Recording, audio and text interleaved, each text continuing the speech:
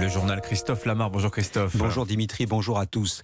Nous avons le meilleur système de santé du monde. Combien de fois avons-nous entendu cette affirmation? Mais les faits sont têtus, même si l'hôpital respire encore. Il est au bord de l'asphyxie. Vendredi thématique de la rédaction d'Europe 1. Comment va la santé en France? On pose le diagnostic ce matin.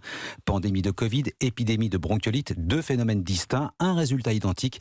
Des urgences saturées et un personnel épuisé. L'hôpital public va mal. Pour comprendre comment on a pu en arriver là, eh bien, il faut remonter à la fin des années 90, Céline Géraud.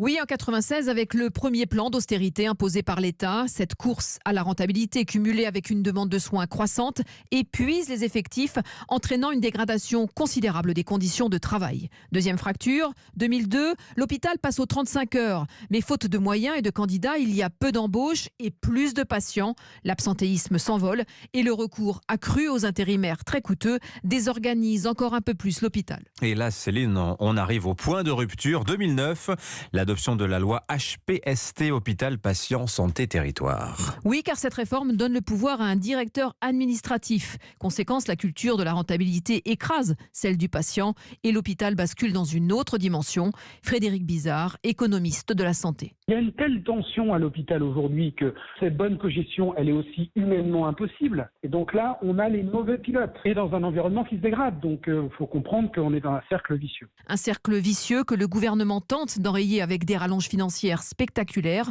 La dernière, lundi, s'élevait à 543 millions d'euros. Céline Géraud, chef du service société d'Europe 1.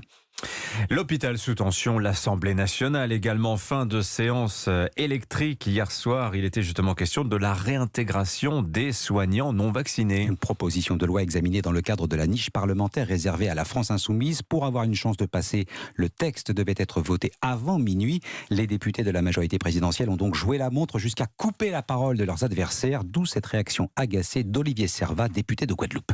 Je vous regarde, chers collègues. Vous avez le sourire aux lèvres. Vous êtes satisfait, vous réjouis. Tu vas la fermer.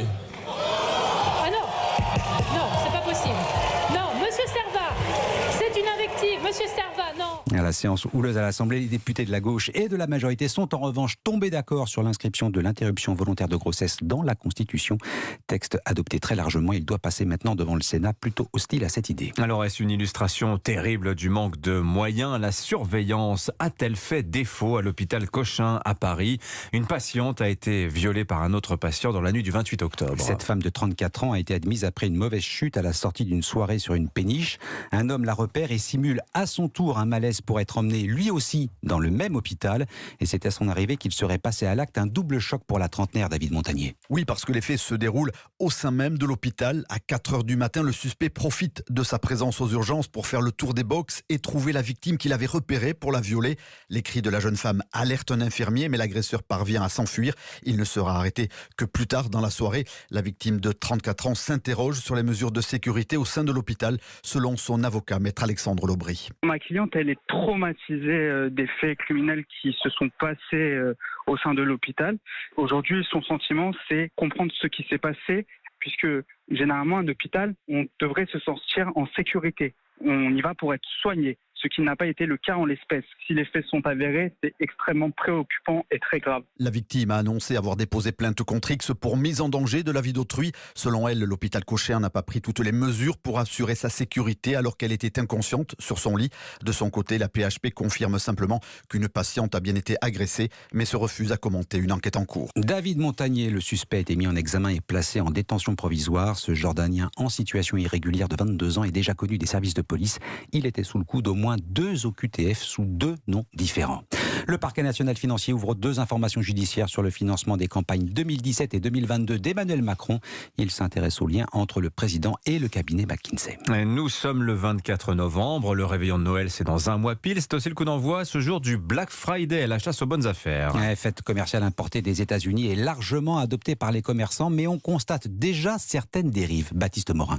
Le Black Friday, c'est le chiffre d'affaires de l'année. 748 millions d'euros en 2021 en France, en ligne et dans les magasins. Il a détrôné les fêtes de fin d'année et les soldes. Il faut dire que ce qui était à l'origine une seule journée de promotion s'est étalé avec le temps pour devenir au moins une semaine. Cette année, la Redoute a ouvert les hostilités dès le 9 novembre. Boulanger dès le 15, Sephora, Amazon ou encore la Fnac ont choisi le 18 novembre. Et au fil du temps, de plus en plus de produits, de magasins en profitent.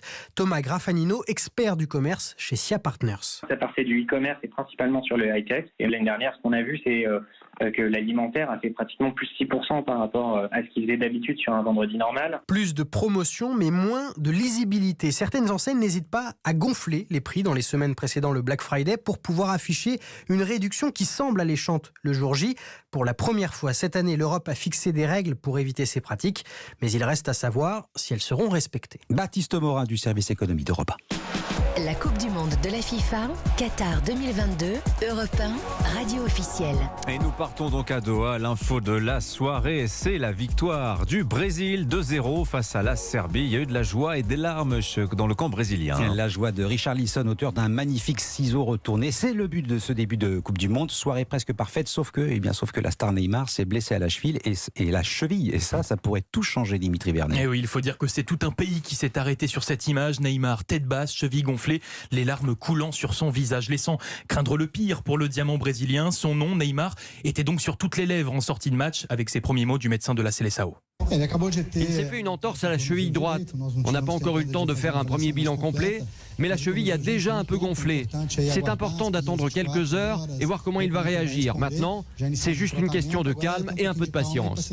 Et même s'il faut attendre des examens plus approfondis, sa présence pour la suite de cette Coupe du Monde semble bien compromise. Pourtant, le sélectionneur brésilien Tite se veut lui bien plus optimiste. Vous pouvez être sûr que Neymar va rejouer dans cette Coupe du Monde. J'en suis sûr et certain. Neymar va rejouer. Alors Neymar retrouvera-t-il les terrains qataris? Réponse dans les prochaines heures. En attendant, les Brésiliens retiennent leur souffle. Dimitri Vernet. La Coupe du Monde, les Chinois, eux, ne la jouent pas. Ils la regardent à la télévision et d'ailleurs, ça les met en colère. Oui, que voit-il grâce aux images qui leur parviennent du Qatar? Des spectateurs sans masque assis côte à côte dans les tribunes. Pas une trace de restrictions sanitaires, de quoi leur rendre insupportable la politique zéro Covid et les confinements à répétition imposés par leurs dirigeants. Reportage du correspondant d'Europe 1 à Pékin, Sébastien Le Belzic. C'est chez eux que la plupart des Chinois doivent suivre la Coupe du Monde. Les bars sont fermés et interdiction d'organiser des soirées foot entre amis, alors que plus du quart de la population est confinée. À Pékin, l'ambiance n'est pas à la fête, alors quand cette jeune femme découvre à la télévision des stades pleins et des spectateurs sans masque, elle s'étonne. Je me suis rendu compte d'un seul coup que tout le monde vit là sans masque. Chacun fait ce qu'il veut. Un stade, c'est plusieurs dizaines de milliers de personnes sans masque. Mais pourquoi ici en Chine, la situation est-elle si différente? Certains sont même furieux derrière leur écran. Écoutez ce jeune Chinois fan de football. Pourquoi les Chinois sont-ils différents du reste du monde? Parce que notre santé est plus fragile? Parce que le variant Omicron y est plus fort? Il n'y a aucune raison. Ils nous forcent à rester à la maison. Les seuls finalement à se frotter les mains sont les chaînes de télévision, dont CCTV5, qui diffusent tous les matchs du mondial, avec une audience estimée à 700 millions de téléspectateurs. Pékin, Sébastien Le Belzic, Europe 1. Et puis tiens, à propos de la Coupe du Monde et des masques, eh bien, sachez que les vêtements aux couleurs LGBT sont finalement autorisés en tribune au Qatar, annonce officielle de la FIFA. Mais bien entendu, ça n'est pas de la politique, mon cher Christophe. Merci à vous. Europe